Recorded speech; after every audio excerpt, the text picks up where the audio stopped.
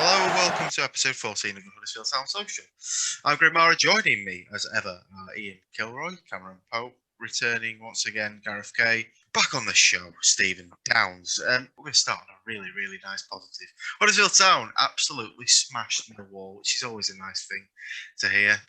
The crowds weren't there at the Den, so that let us win, in my opinion. But Josh Koroma, Pieper, and Lewis O'Brien all bagged as Town comfortably beat Gary Rowett's Millwall yesterday. What a fantastic result. Coming after a disappointing result against Birmingham Town. What an absolute privilege to watch if you pay 10 quid into the iFollow machine yesterday. Cam, I can't eulogise enough about how good that was. I mean, that first goal, I don't think I've ever seen anything of the like. Was it 25 passes we had in a row with pretty much the whole team getting behind it?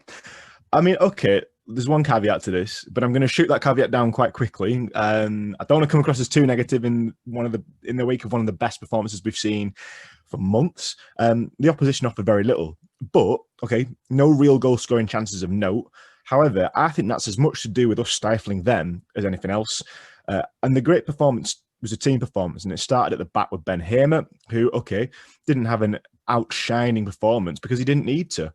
He did everything that was asked of him once again. That's all you can request, really. And so I've got no bones to pick with him. I thought he was strong. He commanded his area. He came out and punched and cleared when he needed to. He was helped by Naby in front of him, who was solid at the back again. Also wasn't afraid to burst forward either. And the midfield shoddiness that had plagued us in recent games has been cleaned up. You know, Jonathan Hogg worked tirelessly to win that possession. He didn't get caught out slipping too deep. He played positive football, forward balls. He didn't resort to playing sideways passes the whole time. Juninho Bacuna, when he came on, he didn't resort to unnecessary trickery, even when we were starting to run away with the game. He was always finding the space. A great layup for the third goal. And it was encouraging to see we achieved most of this without one of our two key outlets, Pieper. We've talked and eulogised many a time on this show just how important to Town's attacking football and Corberan ball that Harry Toffolo and Pieper are. And obviously Pieper didn't play most of the game. I thought D'Amico Dehaney, okay, he didn't shine, but then nor did he stick out. For a young lad coming into the side and deputising, I thought, okay, it was an assured performance. We held our shape well. And then when people did come on, it worked too. And what a masterstroke to put him out on the left wing. I was a bit surprised when he came on. I was trying to work out in my head where he was going. I'm thinking, okay, this is the wrong side of the field entirely, but he certainly didn't look out of place. Okay, got a bit of a big slice of fortune with the second goal. I'm still not convinced went over the line, but you won't catch me complaining either. And that third goal, I mean, what a masterpiece. It was proved what we've all seen and know to be true. Town of quality when we can hit them on the break. Brilliant finish by Lewis O'Brien. As I've already said, a quality passing by Bacuna, defence into attack. It seemed that most of the problems we spoke about following the last two defeats were addressed in that one game. And okay, it's one match, but we were playing against a side who could have entered the top three with a win there. And we absolutely battered them. We absolutely played them off the park. And it was so assured to see. I was a bit worried when I saw the Magic Chinos weren't there, but it looked like we didn't need them. What a game. I think he might replace the Magic Chinos with a Magic Polo neck. Now, he looked magnificent in it, I have to say. I thought Town were very comfortable. Millwall tried to Millwall. There was high press. They were trying to play with a bit of energy, certainly early doors. Left a foot in. They were lucky not to be down to 10 men at one point. I thought the lad who'd been booked absolutely wiped Sarr out and could have been a red card in itself. But I think we stood up to that, which was encouraging. We seemed to be finding a way to play around the press, because that was my concern, that we'd had a couple of occasions recently where teams had played three men high up the pitch and pushed the full-backs back, but we seemed to be able to find a way to play around that, which is encouraging. I thought Koroma was really encouraging. I'm starting to think that lad really can lead the line for us. He looks good. And Bacuna, for me, he's showing what I think he is, which is an impact player. I think he loses that impact when he plays a full 90. Bring him on like we did, where he can affect a game that's already way down the line. He makes a big difference. And the third goal was lovely. I think we're in the positive goal. We've got a positive goal difference for the first time as long as I can remember. Certainly 2 or 3 years. That team is starting to look like a team that could give somebody a real spanking. at some point. You know, the positive way we play on the break now is really encouraging. So, you know, it was a successful day all round, and topped off with Toff making his 100th consecutive appearance, which I think says a lot about the guy. You know, him and O'Brien are the kind of people I want to see this team built around an ultimate pro. You know, you don't play 100 games consecutively for 2 clubs in 3 divisions and 3 different managers if you haven't got a bit of something about him. And his growing bromance with Lewis O'Brien off the pitch, you know, really is giving me some encouragement. So yeah, a great day all round for sure. I think from my point of view, it was probably the best performance of the season. I think special mentions have to go to Ben Hamer in the fact that he did have to make one class save around the post. You know, he came for every ball. He looked strong in the box, and you know, after a few weeks of I'd say semi or very solid performances, it's nice to see some consistency coming into his game. There were 2 shouts I had the Millwall commentary on for the iFollow, and they were sort of saying there were 2 early shouts for slight penalties, which I didn't really agree with. And they were the only sort of bad points, I would say, of what was an extraordinary performance in what we've never really given down at Millwall. I mean, we've never really performed well down there. I thought Millwall were going to be like what Preston were a couple of weeks ago, where they would try and bully us, especially when they brought Matt Smith on. I thought, here we go, they're going to just pump balls up to Matt Smith and they're going to try and bully our centre-backs. But it was really nice to see Sarr take on that physical challenge and sort of beat Smith for quite a lot of it, to be honest. I thought that was really impressive. It was nice to see D'Amico Dehaney, a young fullback that we've seen a number of times now, who sometimes hasn't really shown the ability to get forward, but I thought his attacking play was really good.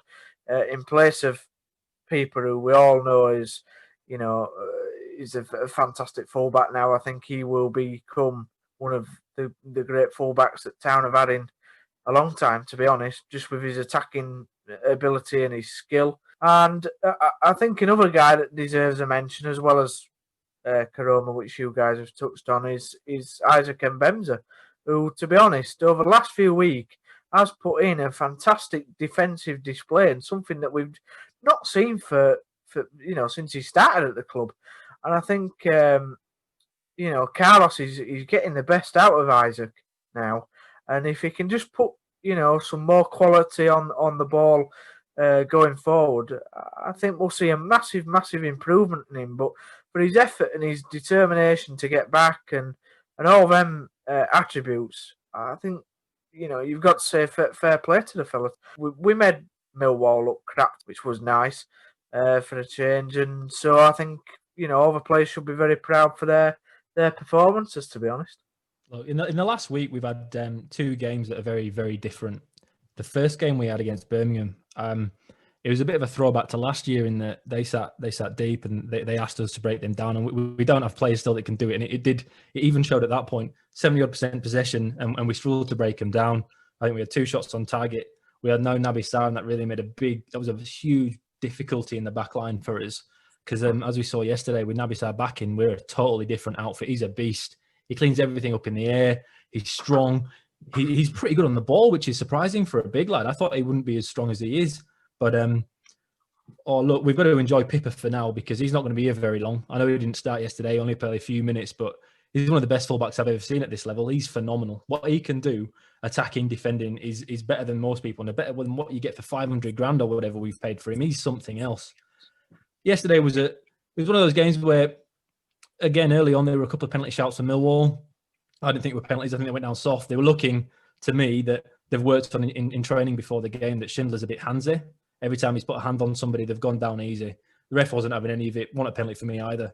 Scored early, and if any team can defend a 1-goal lead, it's Huddersfield Town. We've been able to do it for years, and we can still do it pretty well. And that's what happened yesterday. We got the goal went in our favour early on, and it's probably the best goal I've ever seen Town score. I'm going to throw that straight out there. It's as good as it gets. We've had Wagner ball, which was passy, a lot of it pointless passing. The most exciting thing about the football we're playing today, the football we played yesterday even, is that it's not just passy. It's not tippy-tappy. if you look at the, I think Stephen Chicken put out a graphic of the passes and the runs involved in the play, and there were 5 dribbles within the goal. That's amazing. That's phenomenal. This passing isn't needless passing, which is what we did against Birmingham, in that a lot was backwards and sideways and slow, and it alters the tempo. From watching Town this year, there's 2 distinct patterns of play that we love to do. Now, the first one we spoke about before, and that is the player who has the ball and passes the ball on, then chases it or runs forward as fast as possible. For Karoma's goal yesterday, that's exactly what happened. I think he played it into Pritchard, who chucked it out to the right to Diakabi, who's headed it back for Mbenza, who actually missed it, and it's fallen to Karoma. But that comes there because Karoma, as the guy that has the ball that passes it into Pritchard, when he runs forward, he's free because it's hard to follow a guy who's just passed it. Because the man marking him has to look around to see where the ball's gone first to see if he has to switch his man. He didn't yesterday. Karoma's there, and a lovely... I'm going to start calling him Carlin Karoma, because the way he plays is very Grant-like. It really is. He cuts in from that either left or right side, depending where he's playing. His composure has increased and improved so much, so quickly this year. It was brilliant. And to be honest, a lot of Town's play yesterday came on the back of Lewis O'Brien. He has become... In what, 2-3 games since he's been back now, fit again. He looks fit. He looked leggy the first couple of games, first game or so, but yesterday he was back to his best. And the driving into space is the first one. That's absolutely phenomenal. But where that all starts, and where 2 goals came from yesterday, was the back line. Whenever the back defenders get the ball, the first thing they do isn't look for a pass. They run 10, 15 yards. They take the space that's available for them. They're driving the ball forward. And what that does is it creates angles for easier passes to midfielders. Jonathan Ogg yesterday looked fantastic. And that's because of the work the defenders put in. When they drive the ball forward and give him the ball, his angles are easier. When he turns, he's got more options. He isn't the most creative, but the defenders have done the work for him. It was absolutely brilliant yesterday's performance. And as a performance goes away at Millwall, it couldn't have been better. We know late on games, they open up a little bit. Pippa got a bit fortunate with his goal. But you get fortunate based on throwing players forward in a controlled manner. Against Birmingham, there was a shout that maybe we went a little bit gung-ho looking for a win. I don't think that was the case. I think we just got beaten in that little gap between the right centre-back and Pippa that we've been beaten at a few times this season. But yesterday, it was just so controlled, and the counter-attacking at the end of the game was fantastic. It was a game that it's just exciting, isn't it, to watch it? Like, if that's what we have for the rest of the year, that's fine by me, because the attacking football, the possession with purpose, that's the thing that really excites me with it. It's not just sideways passing. It's something where the goals can come from. And if it's starting at Ben Hamer, then it makes me happy, because I said he was going to be great this year, and he's been pretty good so far. The shout that he was at fault for Birmingham's winner, I think, was very, very unfair, considering it came pretty fast from only 12, 15 yards, and Steeman's kind of in his way and tried to hit his leg up behind it to stop it. So it's a bit harsh giving him that. But look, yesterday, it's a textbook win from 1-0 up away from home. You wait late, you let them tire themselves out trying to break you down. And then when they are tired, you hit them fast on the counter with players that you bring on from the bench, off the bench, like Bakuna. He was fantastic yesterday. After a horrendous performance against Birmingham, where he's given a shit corner away, then he's given a shit foul away, and then he's been absolutely shat on from the actual free kick that they scored from. Yesterday he was perfect. He came on and did exactly what he used to do last year when him and Diakabi had that little run for the Cowleys late on in games. He's a player that creates moments for us, and yesterday it was just the right moment at the right time, and a big 3 points for us going into another couple of hard games before an international break. We cut out the sloppiness yesterday, Killer. I think that I guess that's what you were getting at. Certainly in the Birmingham game, we gave away way too many sloppy fouls, and we've done it in a few games this year, and in bad positions. Sloppy fouls 10 and 15 yards from our box, either side of the goals. Ideal for somebody with a bit of quality to stick something in on top of Hamer. Hamer's got a reputation of being a bit wobbly under pressure. So, we've not helped ourselves. And I thought we that's what I said when I was trying to say Millwall tried to Millwall. They wanted to drag us into a battle. And I think credit to the players. They didn't get into that battle, and they didn't make silly mistakes as a consequence. I think that's why Eiting was subbing, Gaz. I think from last week against Birmingham, he struggled a little bit. And then we've made the change because we were a bit sloppy in possession.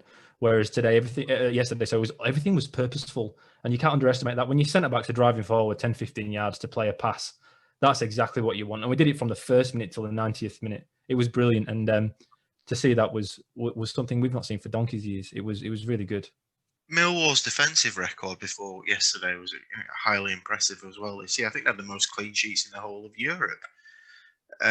So that's a more testament to the way Town play. But the one player I picked up on, and and Ian mentioned it, was Naby Sarr. We've seen the ridiculous of him, and we've seen the sublime yesterday. He's an enigma, this lad.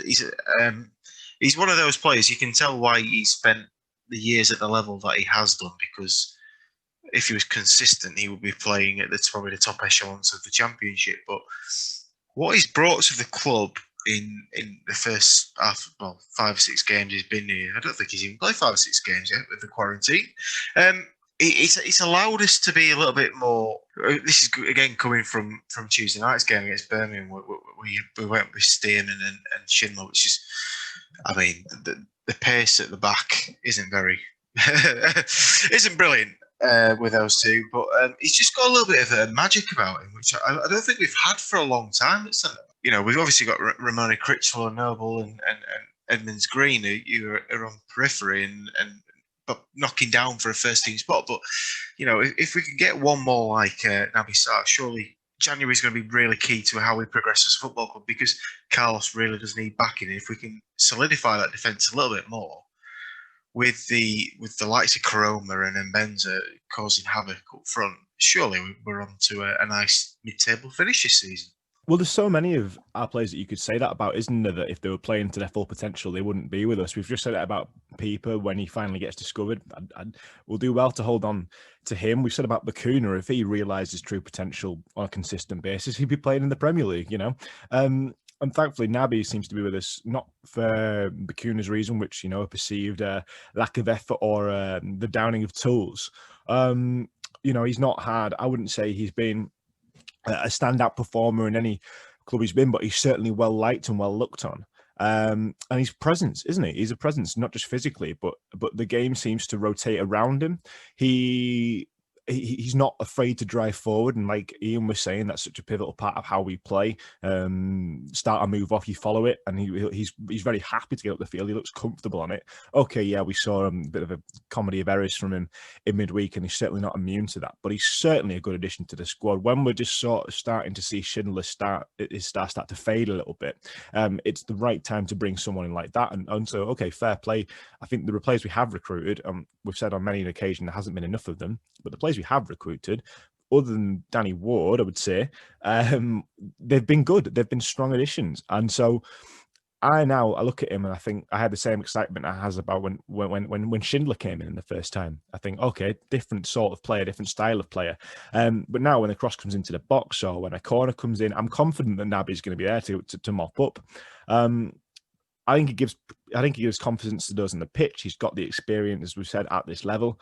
So, okay, this is exactly the sort of experience we need to be drawing on to complement the youth we're trying to bring through. And I feel that Critchlow and Edmonds Green can learn a lot from him. So that's important too as well. We've heard the club speak about the youth, the concentration on the youth coming through and how pivotal that is to our development. Well, he's going to be pivotal to their development.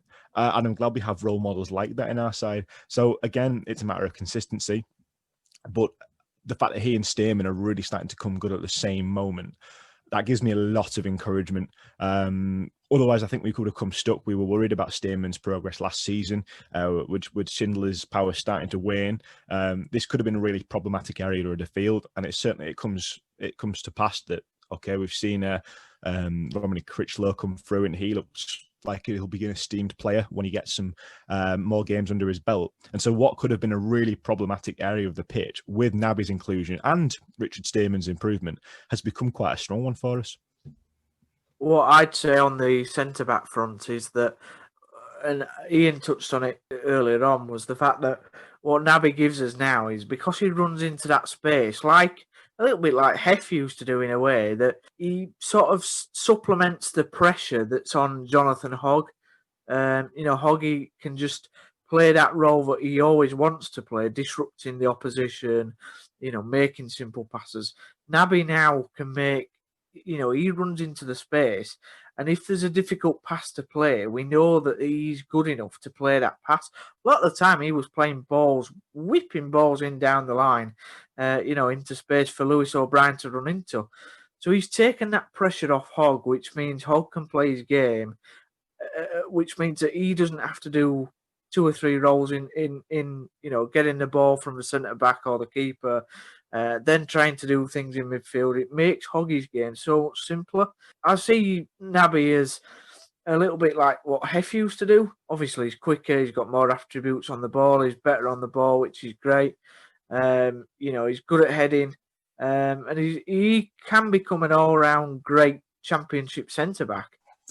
I think Naby Sarr's got everything you need to become a cult hero at a football club. I can see how it happens to him. His physical size, the fact that he wants to be involved in everything, the fact he likes to make a rick now and then. I think he's got everything in his makeup to be a cult hero. I don't think it's any surprise that now we've finally got a proper left-footed centre-back and Schindler can play as a right-footed centre-back, that they look better as a pairing than he does with Stearman. I think that definitely helps Schindler. And when you look at the back four that played yesterday, Dehaney came through the academies, cost us no peeper. If it's not Dehaney, cost us a few $100,000. Toffolo cost us a few $100,000, and Sarr was a freebie. Actually, it just goes to show we don't need to spend a fortune. And I think that, I know we keep going on about transfers, but I do think that Phil thinks we all want him to spend several £1 million on players. Well, I'm not after that. What I'm after is more of that. They'll be on good Championship wages, no doubt. I don't doubt that for a minute. But these players are eminently affordable, and we're starting to show that as a club we can find them and attract them. So, encouraging. And I think Sarr will probably do. I could see Sarr being another 5-year player for us. I could see him doing 5 seasons and playing regularly in our first team. But we were all very critical of the transfer committee up until this year. The last couple of years have been ridiculous.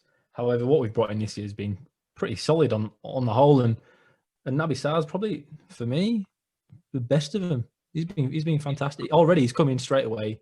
He's made a difference. You can see straight, like when Schindler did come in, same thing, straight away. He looked a class above everybody else. And now Sarr doesn't, but he's the right fit for us. And now that's what we get at this level. You're not going to get complete players, because if they were complete players, they wouldn't be at Championship level at a club like Huddersfield, would they?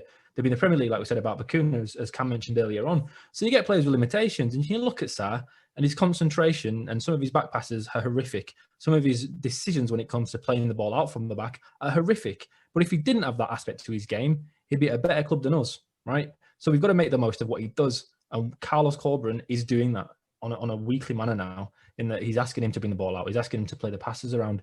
He's for me, he's everything that Schindler and Stearman are not at this point in their careers. He's strong, he's athletic, he's pretty quick for a big lad, which is pretty crazy when you look at Stearman and Schindler being smaller and athletically struggling. Maybe that's the best way to put it. But they're not what they want. Whereas Sarr covers for them for a lot, and he's when it comes to the back line, when it comes to the centre backs, he's a first name on the team sheet. It was a big miss when he had his suspension midweek. And how often can you say a centre back plays such a dominant role in creating attacks? And I've not seen it at Town before, but he is a guy that creates going forward from a centre. And it sounds crazy even saying it, but he just does. Look at the 25 passes before the goal on Saturday. He's just he's everything we needed, and he didn't cost anything. It's just well played, Town. That was a very, very good move. Well, Town are currently 12th in the Championship with a goal difference of 0. So that's probably the first time in God knows how long we've actually had a goal difference that hasn't been in the negative, which is a wonderful achievement. Probably at least 3 or 4 years since that's happened. So we can all sit back, relax, and take every sip of it whilst it lasts. Carlos ball is very much in full flow, as Alan Partridge would say, liquid football. We'll finish on the games against Bristol City and Luton at the end of the show, but we know what we're coming on to now. On the field, fantastic, looking wonderful. Off the field, we were treated to 48 minutes of sheer boredom as we finally got the Canalside video. Some will say, well, you've been asking for it for months. I'd retort to that. We were promised it months ago. Yes, the Canalside video is finally out. We got to see an irrigation centre, some wonderful landscaping up to the academy pictures, and how not to wear a face mask, as demonstrated by Lee Bromby. I shouldn't be so cynical, but I came off watching somebody, a friend of mine who had been part of the team that designed Liverpool's new training facility, and they put a video out which was 3 minutes and kind of did about half the stuff that we'd want as Town fans when we've been promised, and we had 48 minutes. It seemed. It just seems that Huddersfield Town don't know their audience, and they don't quite know how to speak with us anymore. And as evidenced through a training facility that cost 6 million, when we were promised something that cost 20 million. I mean, I don't know what to make of it anymore. I think it's been an absolute laugh a minute when it comes to this. Especially when you look at the analysis room, which was shown to us as a mini cinema, and now looks like somebody's chucked some MDF in a room with some floor panels and half a dozen chairs. It's very much Huddersfield Town. That we've been asking for it for a while. We've been asking questions for it for a while. But I mean, what was delivered just that brings more questions to the party around the ownership of Canalside, where the legacy of the Premier League, which was supposed to be this not world class, that's taking it a bit too far, but Premier League quality facility has gone. And it just seems to me that everything about Huddersfield Town, we've half-arsed it, and we've got this instead. Well, I tell you what, lads, that is one hell of a boiler room that we were introduced to this week. I mean, you've got to be careful what you wish for, haven't you? I was quite excited to see the video come out, and then the first tweet I saw was along the lines of, "Oh my God, 48 minutes long." So I was quite intrigued, to be honest, to see how we could fill this. Look, I'm not going to beat around the bush because I could talk probably for 48 minutes on just what I think of that video.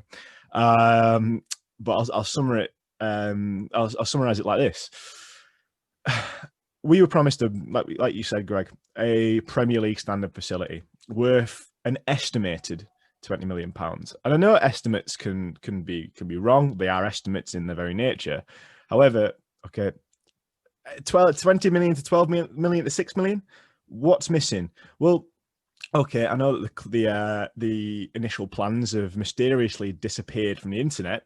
But luckily, someone on Twitter was able to find them again, the old 3-story plans that we were promised that were going to put us on a level with Premier League clubs that were going to be our Premier League legacy. I'm being honest, what I saw there, okay, considering where we came from and what we had when David Wagner took us up to the Premier League, basically getting promoted out of some porter cabins, yeah, it's an improvement. Okay, we've got to the present day. But that's what I'd expect from a mid-table championship club for a training ground, all right? And yeah, okay, part of me does miss Canalside. It's a shame because it's some nice memories going down there to the bar. I remember going for a pint before I got this coach to Hillsborough for the playoff semi. But you're right, you can't be a championship club with higher aspirations when you've got a game of Crown Green bowling going on around first team training. Okay, it just doesn't work like that. Fine. But when we're promised, from what we were promised to what we've actually got, I'm struggling to see how this sets us apart. And okay, whilst it won't put anyone off who's coming to the club, I don't think players who were trying to attract to the club for championship level, no one's going to turn their nose up at it. It's not going to be, it's not a new string to our bow. It's not another weapon in our arsenal. I thought it looked very plain. I thought, okay, it didn't quite look finished. And I understand, okay, obviously with the current situation, that's difficult. And that is, as the club has said, the case. But it was being vaunted as some head-turning, world-stopping experience and a training ground to be jealous of. When, in essence, I mean, yeah, it's good enough, but it's nothing like we were promised. And I fail to see how the club can make this video and put it out and not expect this backlash, because again, it's as if they're ignoring the fact that this is clearly going to strike ire up within the fan base. Such a big point was made about our Premier League legacy, and whenever anyone who doesn't really follow Huddersfield Town has come up to me and gone, "What's happened?" I've always quipped, "Well, we've got a new training ground out of it." And yeah, we have got a training ground out of it, but it's a mid-table championship at best one. So I was really disappointed to see that. And I was also, to echo the point we've made, disappointed that the club didn't really seem to understand its fan base. And I saw a tongue-in-cheek comment from Mark Devlin in a reply to someone on Twitter saying that I didn't realise how much of a big deal. Well, you probably should realise how much of a big deal it is, because this means a lot to Town fans. That was our way of saying, okay, well, the Premier League, apart from the memories it gave us, wasn't a waste of time. We got something... wasn't a waste of time. We got something tangible and credible out of it. But in reality, we've got a slightly better training facility for £6 million, and it's still unclear as to what's happened to what was initially going to happen. So it just seems a bit, smoke and mirrors to me. You're right, Cam. I mean, this was meant to be, when we finished, our differentiator. This was meant to be the thing that made us different to teams in our ilk. So teams like Millwall and Rotherham, clubs that have our kind of original budgets. I mean, listen, I think I was underwhelmed by the whole thing. It's not about how much money they've spent. It's almost irrelevant to me. It's more about the quality of the presentation. But it was 45 minutes too long. I mean, I've got a pretty short attention span anyway, as anybody who knows me will tell you. So after about 5, I'd had enough. And I guess the tone was set when they took us into the security office to show us a computer and 2 mismatched desks. From that point onwards, it was never going to wow me anyway. But what really worried me, and this is something that just feels to be a bit in the club, and Mark Devlin's the CEO, right? So my boss, who's the CEO of our business, if he turned up to a site looking like that, what message would that send to our employees?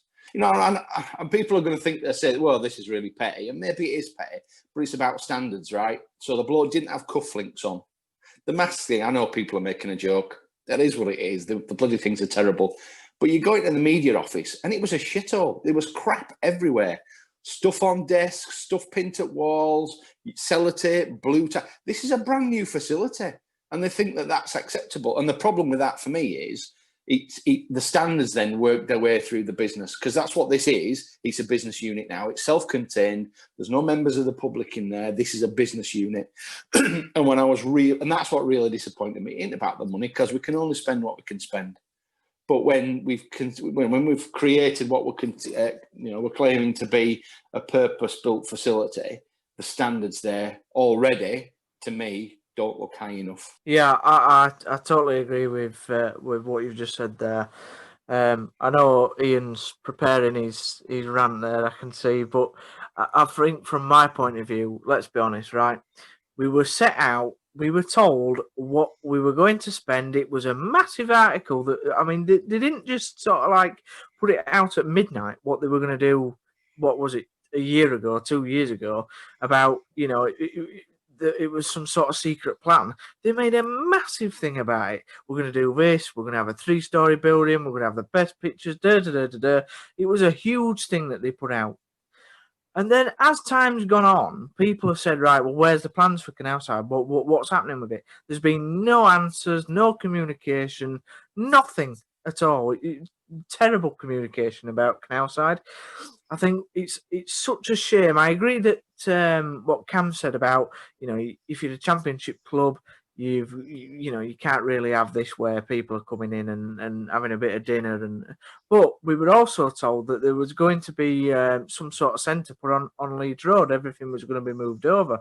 We've had no communication about that either.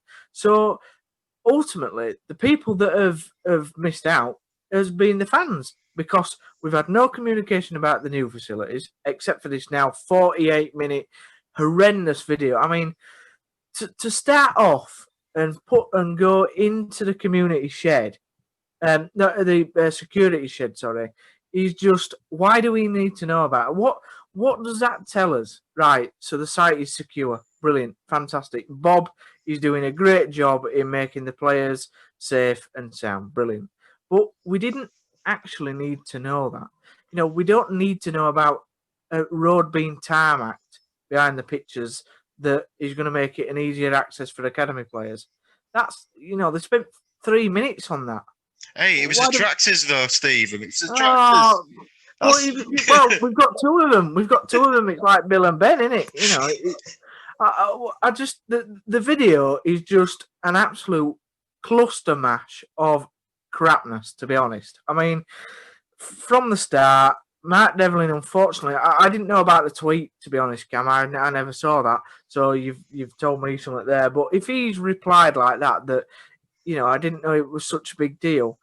It's a massive deal. It's one of the biggest things about the club. You know, the fact that it was taken away from the fans, the fact that we've now had no communication and we've had this 48-minute video, which tells us naff all, and I agree with what you guys are saying in that it didn't look that special. I mean, fair enough, we might have had an upgrade on a few facilities, which might make it better than what Rotherham and Barnsley and co have got.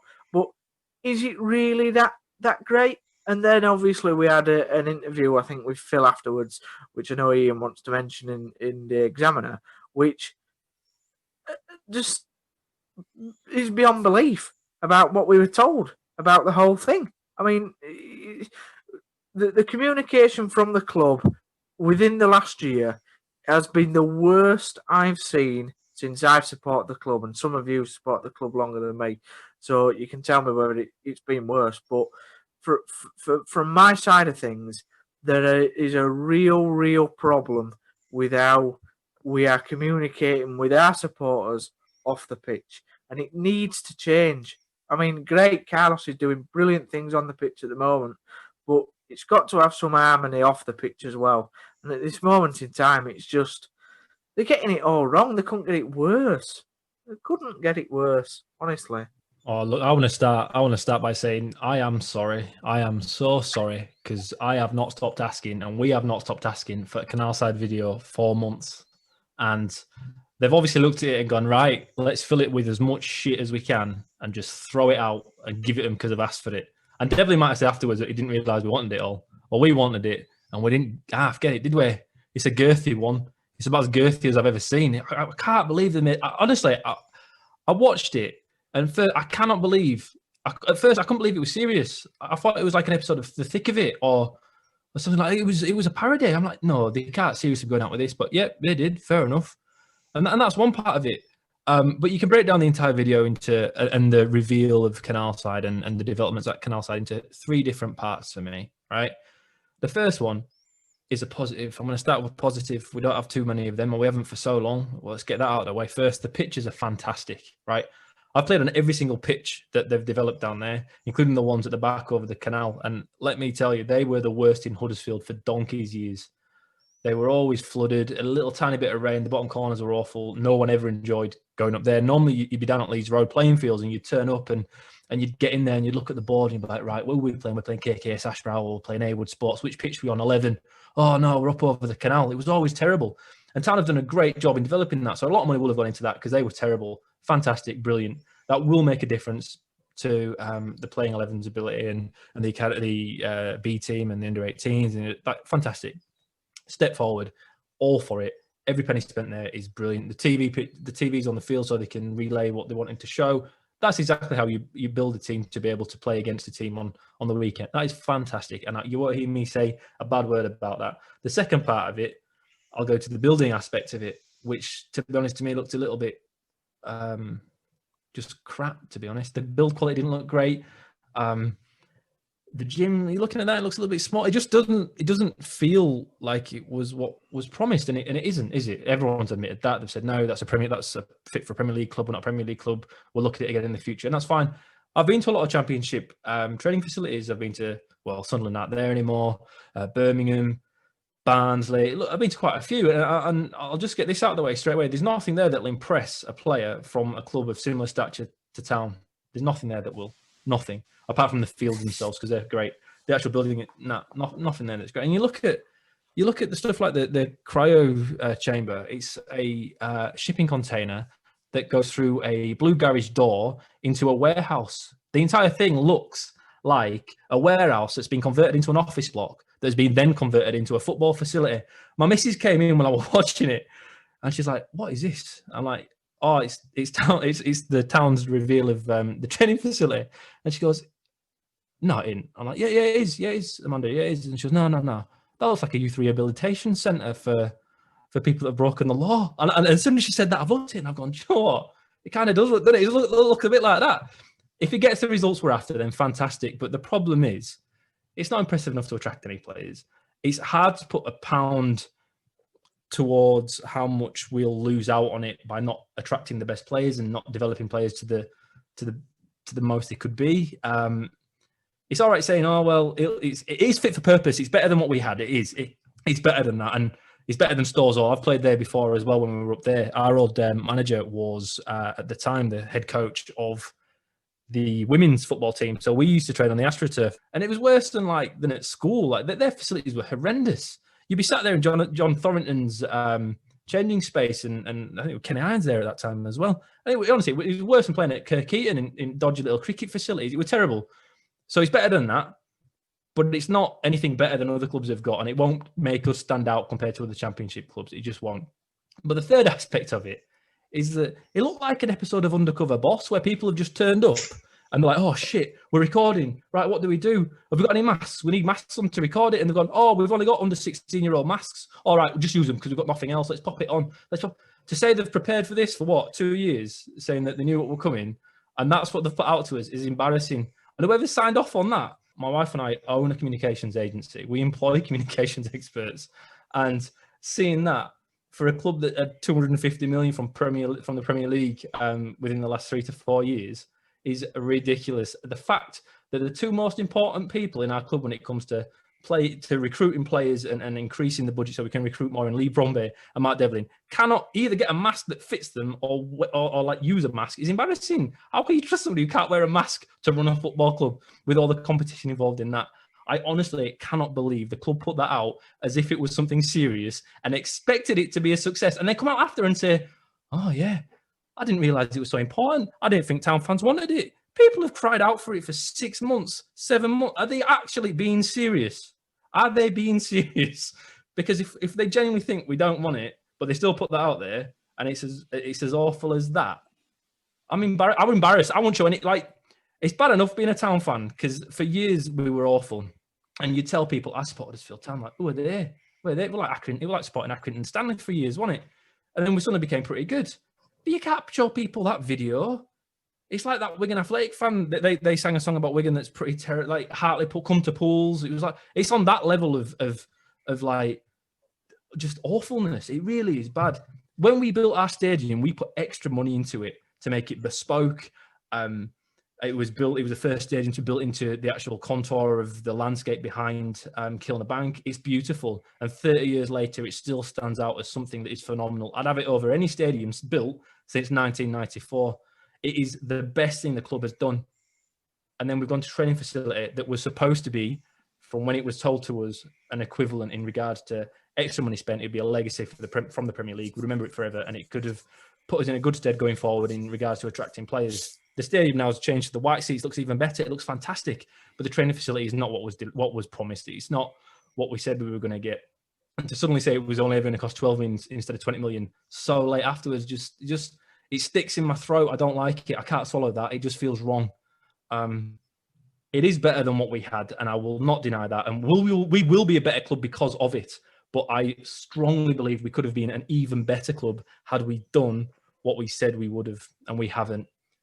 We've decided instead of spending the extra 12, 14 million on it, we've accepted this kind of run-of-the-mill training facility that doesn't stand us out to anyone else, really. It's just another training facility for a club in the Championship to me, and that's based on me seeing them. If you go back to Dean Hoyle's announcement of it, or interview on it on BBC Radio Leeds 2 years ago, he spoke of the fact, and we talked about the stadium, and he was talking about the staff and the players and saying, well, the stadium's great, but we're there once a week, max.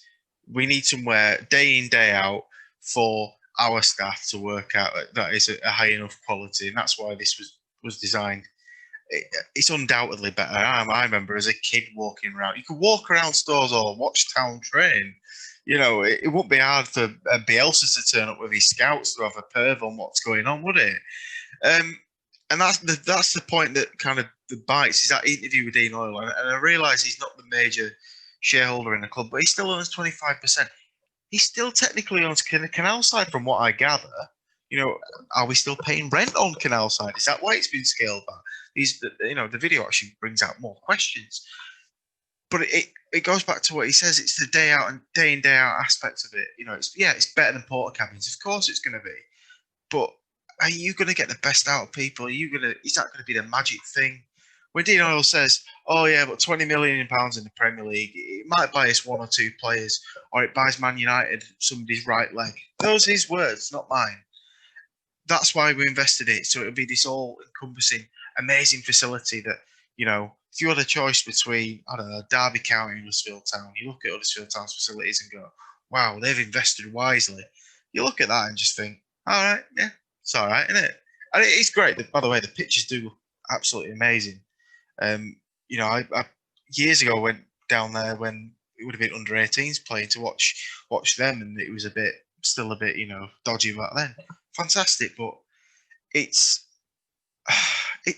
like Bullseye, isn't it? When they used to, oh, this is what you could have won, and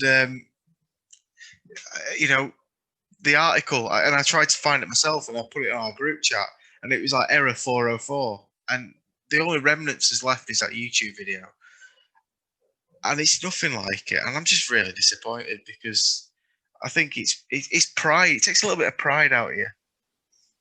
But it's back to standards. Well, though. Sorry, guys. No, it's a missed opportunity, right? The biggest thing missing for me that really pisses me off is the little stand that we're going to be over the training facility, right? That wouldn't cost very much, I would imagine, in comparison to the rest of it, right? But when you have a club that focuses on giving out breakfast to children at schools, now, I'm not saying it is the only reason why we do it, but half of that is surely to try and introduce them to the football club. So when they grow up, they're Huddersfield Town fans, right? You have a little stand at your training facility. You can invite school kids down throughout the day to see what the football club does on a day-to-day basis. You can have a private viewing of Huddersfield Town training. Little things like that. Behind closed door friendlies. You can invite a few select group of people. You can stay as one with the community. You can try and develop a fan base like they used to do by inviting fans into Canalside to be able to have a beer and a lunch and stuff like that. What we've done is we've shut the entire thing off from the club, from the public's side of view. And now it is just an insular football club that's based in the community, but other than the breakfast, there's very little else that kind of goes on that previously we've had. So from the fans' perspective, the club may have developed in regard to its ability to develop players and to train and things like that. But the community aspect of it has now regressed further than it has been for the last 10 years. That little stadium, the little stand on the training field could have made a huge difference to the club. And I just feel it's real short-sightedness that's not there. And that's the biggest issue I have with it all. Well, it goes back to the whole, like, you know, people making decisions, not understanding what's important to the fan base. The whole importance of the Canalside video was completely underestimated. And I don't think that, okay, we've made advances in certain areas and that, okay, I've seen those old pictures firsthand myself. I used to referee down there and there used to be a real proper quagmire when it got to the winter. And so, yeah, it's a step up, but okay, it's not a step up that was vaunted. And would we have wanted a couple of years ago to say goodbye to all the great community elements of the football club that we've had and we've enjoyed for the last few years, so that we can make these steps forward? I don't think they're, you know, mutually exclusive. I don't think that we had to sacrifice one to build on the other. It's as if it's just been forgotten about a little bit. I remember the club being, you know, the one that put 50 coaches on to take kids from local schools down to Wembley. And what a great idea that was. And that was one of the things that Dean was the best at. It was just all the right things. And okay, yeah, of course, it's, you know, it's not completely selfless. We want to get more people in to watch Huddersfield Town. But what a great way of doing it. And, you know, like, what a great day out that gave people. The breakfast clubs was a brilliant idea. They had that whole outreach, okay? And it was great to go to, like, back to your local football club and see that young kids were wearing Huddersfield Town shirts for a change. And okay, that's harder when you're not in the Premier League anymore. But at the same time, it's just, yeah, there's the little touches. And I hadn't even considered the fact that there's no stands to watch the games on. But what is there for young fans of the club now? We spoke to people who said, okay, look, they've got young lads who are losing interest now. And that's the saddest thing, because obviously, okay, we've done away with the academy, and whether we think whether that's justifiable or not, I know Ian has very strong views on that. But what is there for young fans anymore? They're the future of the club. They're the ones who are going to stop us having 10,000 attendances in 5-10 years time. And And so, yeah, I do think it's been a little bit forgotten about, which is such a shame, because that, again, was something that stood us out from the rest beforehand. So now we've lost that facet of our identity, and we certainly don't have a training ground that's going to stand us out. In a sense, it was as if they'd foreshadowed what was going to happen at Millwall. It was as if they'd been in the little, manager's room and looked at the big fancy whiteboard and the plastic chairs and gone, do you know what? I think Carlos might have something. He's going to bring Peeper on, put him on the left. I reckon we might have him. We're going to take one massive step forward in the football, but, that's too big for us in 1 week. We're going to massively counterbalance it by putting out this, parody-esque video of our £6 million world-beating training complex. Just mind boggles. It goes back to standards for me. When if you're running a business and you go and invest several £1 million in improving your facilities, why would you do that? Well, you want to do it because you want to strive for excellence. You want to improve your performance. You need to drive your business on, whatever business that is. And in this case, it's football. You want to differentiate yourself to your opposition. You want to improve the service to your customers. All of those business things that you would justify that investment for.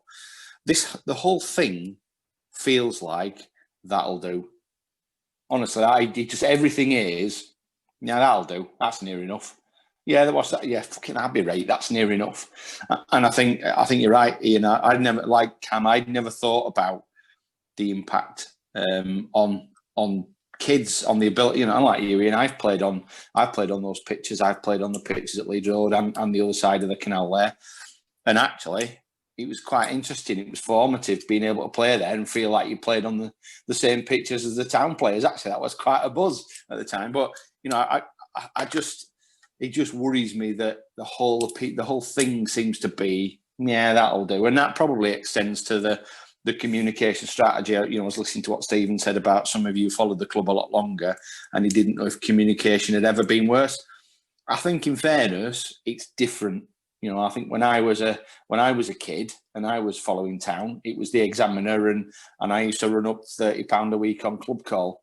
That was how I got my Huddersfield Town fix. These days it's 24/7 and it's 100 miles an hour, and the story changes as fast as the club can react to it. So it just all feels half-assed. And I guess that probably means, if that's how I feel, it's a real missed opportunity. That brings it back to what Mark Lillis has always said about Huddersfield folk and Yorkshire folk. We'll tell it as it is.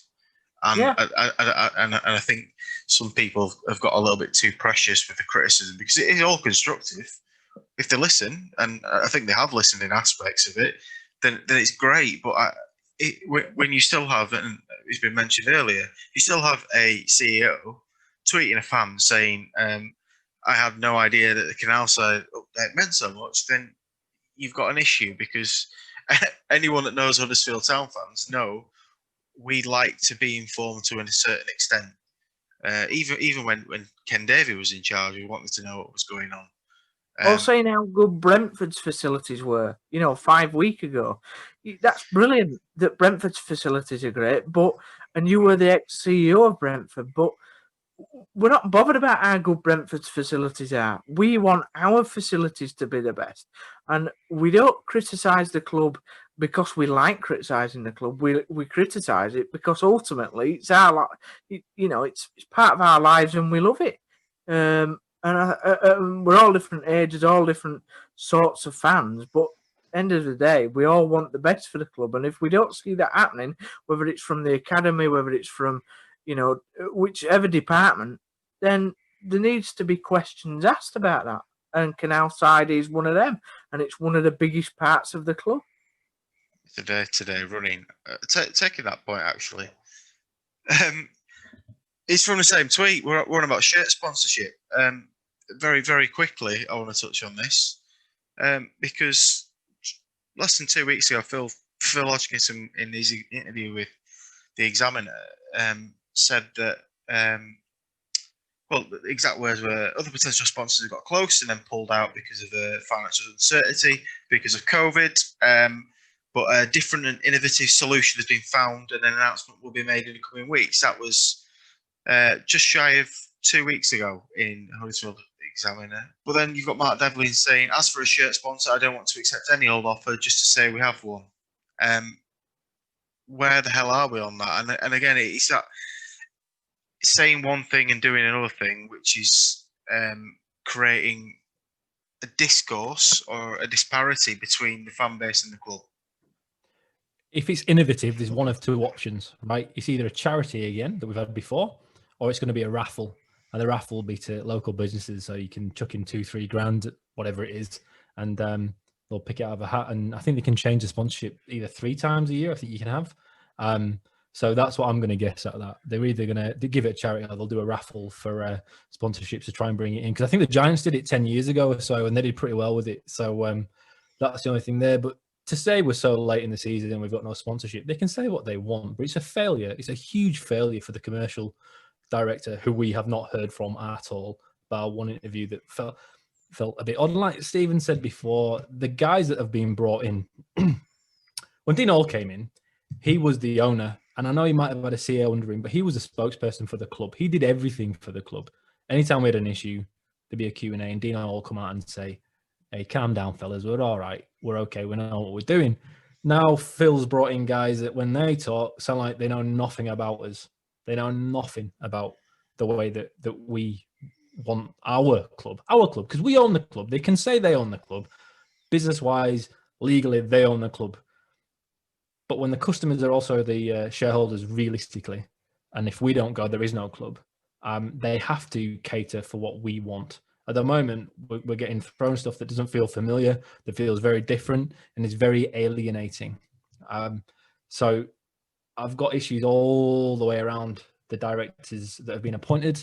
But when you've not got a shirt sponsor this late into a season and everybody else, 95% of clubs in the Football League does have, and we don't, you can't sit there and say, oh, well, they've not met what we're wanting. Well, you're asking for too much and you've got that wrong. Accept that. Come out and say, we've got it wrong. We overvalued the club, because ultimately capitalism says you'll get what you're worth. Don't lie to us. Don't say we're not going to just accept any offer. It's not about accepting any offer. It's accepting what you are worth.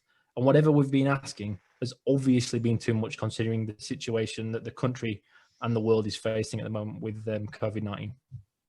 Well, just to sum it up, Matt Devlin, as we said, tweeted last night, Saturday night, saying about how, when he said about the Canalside, obviously saying about the shirt sponsorship deal, not going to accept any old deal. On Tuesday, should I say, this week, he responded to a tweet saying that we're finalising some details re the shirt sponsor situation. Should be announcement later in the week. I ain't seen any announcement.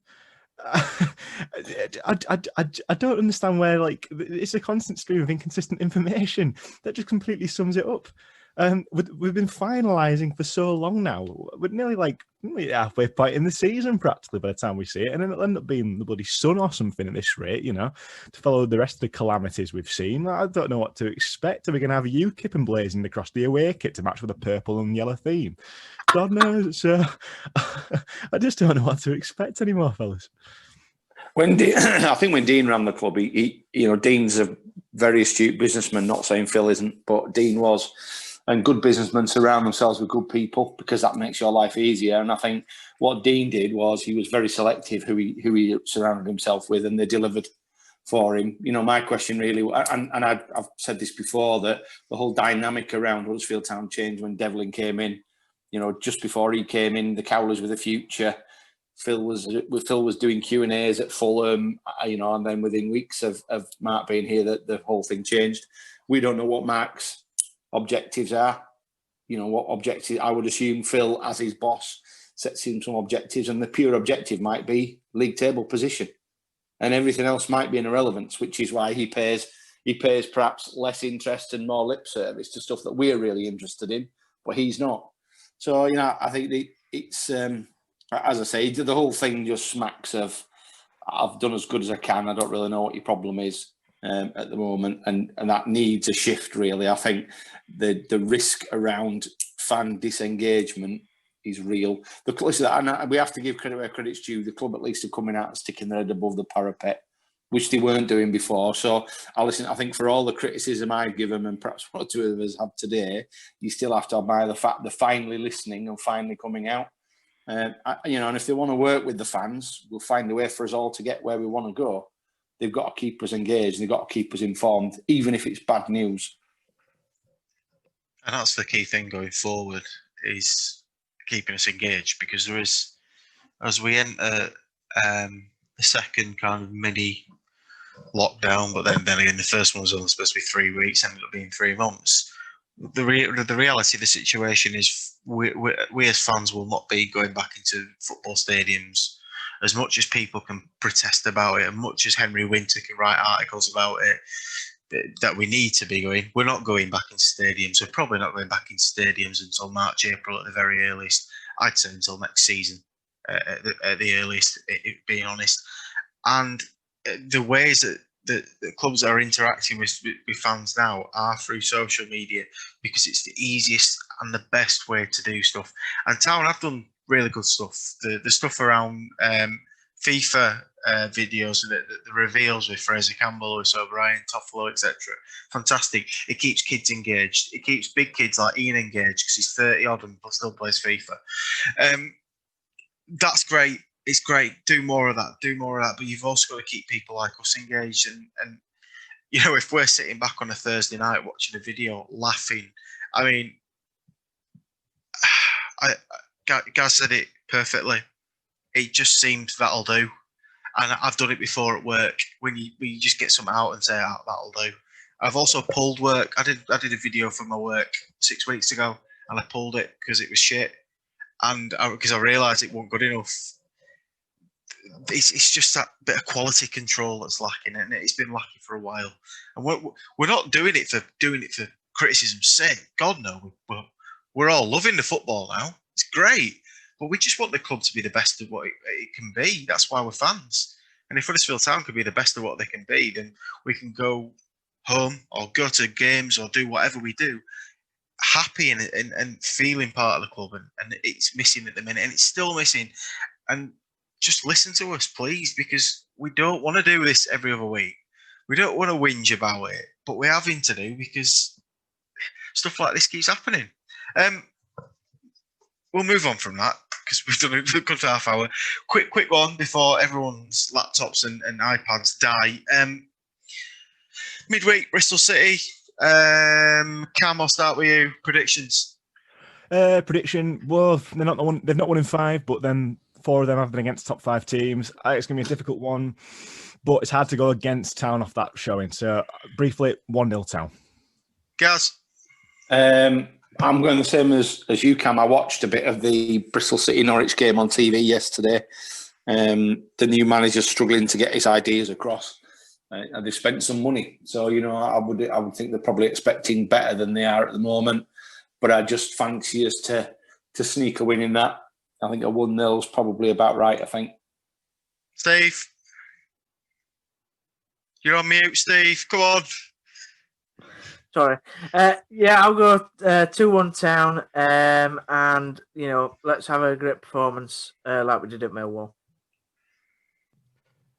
I want to know what you're going, Greg, before I say what I'm going to say. 1-1. 1-1. All right. Well, 1-1 in Benza.